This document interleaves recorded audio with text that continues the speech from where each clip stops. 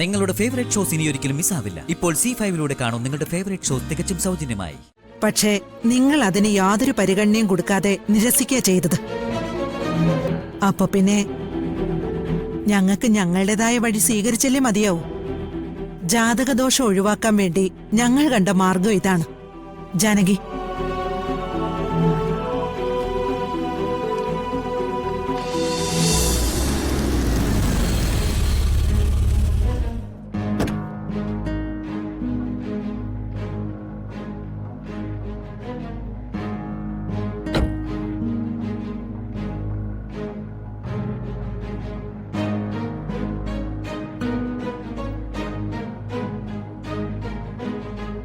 വരണം, കേറിയിരിക്കാം. വാ അമ്മേ.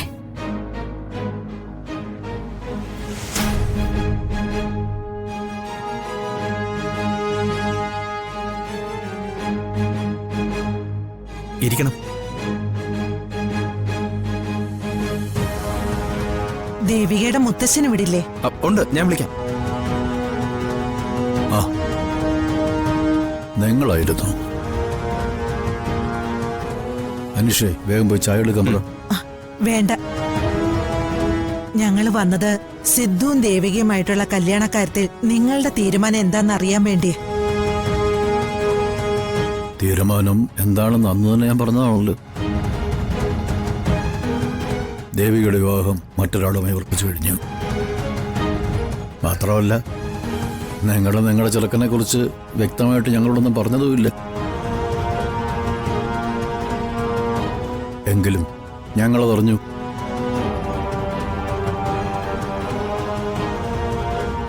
ഈ ആലോചന നടന്നാലും നടന്നില്ലെങ്കിലും സിദ്ധാർത്ഥൻ അസുഖക്കാരനാണെന്ന് ഞങ്ങളോട് തുറന്നു പറയണമായിരുന്നു.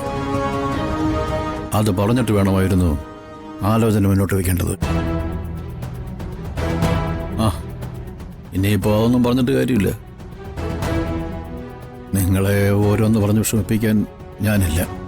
സിദ്ധാർത്ഥന്റെ അസുഖം ഞങ്ങൾ മനഃപൂർവ്വം മറച്ചു വെച്ചൊന്നുമല്ല, പറയാൻ വിട്ടുപോയതാ. അതൊന്നും ഒരു ന്യായീകരണമല്ല.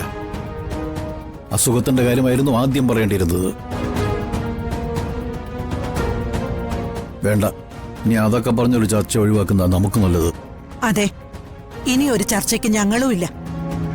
നിങ്ങളേതായാലും ദേവികയെ സിദ്ധുവിനൊപ്പം അയക്കില്ലെന്ന് വ്യക്തമായി. ഞങ്ങൾക്ക് അനുകൂലമായ മറുപടി ദേവികയും പറഞ്ഞിട്ടില്ല. ആ സ്ഥിതിക്ക് ഞങ്ങൾക്ക് ഞങ്ങളുടേതായ തീരുമാനം എടുക്കാനുണ്ട്. ഞങ്ങൾക്ക് പ്രാധാന്യം ഋഷിയുടെ ആയുസ. ജാതകദോഷമുള്ള ഗോപിക അവന്റെ കൂടെ കഴിഞ്ഞ അവന്റെ ആയുസിന് ആപത്ത് സംഭവിക്കുമെന്ന് വ്യക്തമായി. അതുകൊണ്ട് ആ ജാതകദോഷത്തിനൊരു പരിഹാര മാർഗവുമായി ഞങ്ങൾ ഇങ്ങോട്ട് വന്നത്. പക്ഷേ നിങ്ങൾ അതിന് യാതൊരു പരിഗണനയും കൊടുക്കാതെ നിരസിക്കുക ചെയ്തത്. അപ്പൊ പിന്നെ ഞങ്ങൾക്ക് ഞങ്ങളുടേതായ വഴി സ്വീകരിച്ചല്ലേ മതിയാവൂ. ജാതകദോഷം ഒഴിവാക്കാൻ വേണ്ടി ഞങ്ങൾ കണ്ട മാർഗം ഇതാണ്. ജാനകി,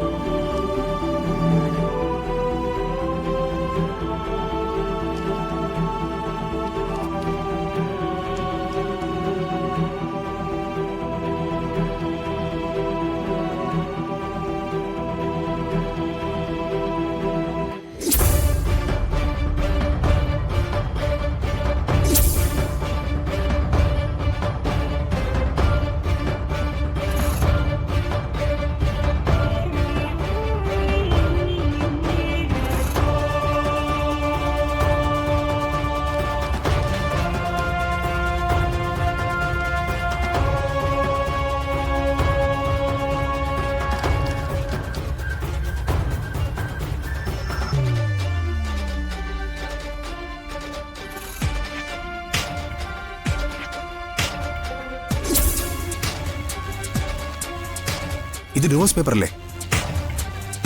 മുൻപ് ഹോസ്പിറ്റലിൽ വെച്ച് നമ്മൾ ഇക്കാര്യം ദേവികയോട് സംസാരിച്ചിരുന്നതാ. ജാതകദോഷമുള്ള ഗോപിക ഇനി ഋഷിയുടെ ഭാര്യയായി തുടരാൻ പാടില്ല. ഗോപികയെ പറഞ്ഞ് ഡിവോഴ്സിന് സമ്മതിപ്പിക്കേണ്ട ഉത്തരവാദിത്തം നിനക്കാ.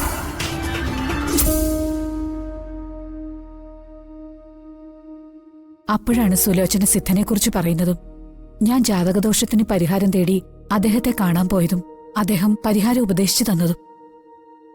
ശരി, അങ്ങനെയെങ്കിൽ ആ പരിഹാരം നടത്താമെന്ന് ഞങ്ങൾ തീരുമാനിച്ചു.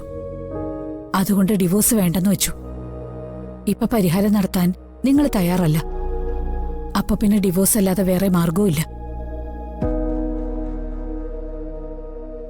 ഇപ്പോ സ്വാമിയച്ഛന്റെ ക്ലിനിക്കിൽ നിന്ന് വരുന്ന വാർത്തകൾ അത്ര സുഖകരമല്ലാത്തതാ. അതുകൊണ്ട് ഇനിയും ദേവികയുടെ തീരുമാനത്തിനായി കാത്തിരിക്കാൻ ഞങ്ങൾക്ക് സമയമില്ല. അതുകൊണ്ട് ദയവ് ചെയ്ത് ഞങ്ങളുടെ ഈ തീരുമാനം നിങ്ങൾ അംഗീകരിക്കണം. ആശുപത്രിയിൽ നിന്ന് ഡിസ്ചാർജ് ആവുമ്പോ ഗോപികയെ നിങ്ങൾ ഇങ്ങോട്ട് കൂട്ടിക്കൊണ്ടുവരണം.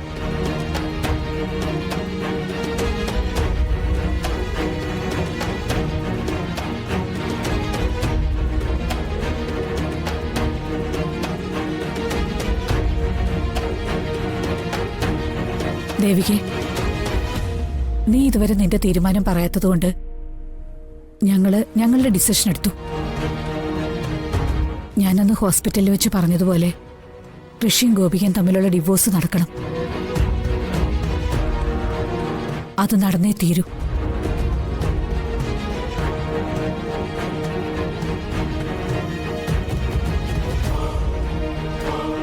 ശരിയാണ്, എന്റെ മോനെ പോലെ സുഖമില്ലാത്ത ഒരാളെ വിവാഹം കഴിക്കാൻ ആർക്കും താല്പര്യമുണ്ടാവില്ല. അതൊരു സത്യമാണ്. നമുക്ക് മാത്രമാണല്ലോ നമ്മുടെ മോൻ വലുത്. ബാക്കിയുള്ളവർക്കതുണ്ടാവില്ല. ദേവികയുടെ മനസ്സെനിക്ക് മനസ്സിലാവും. ശരി ദേവികെ, നിശ്ചയിച്ച കല്യാണം നന്നായി നടക്കട്ടെ.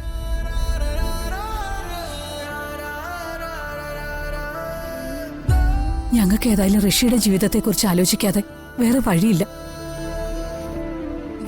ഡിവോഴ്സ് പേപ്പർ കൊണ്ടുവന്നിട്ടുണ്ട്.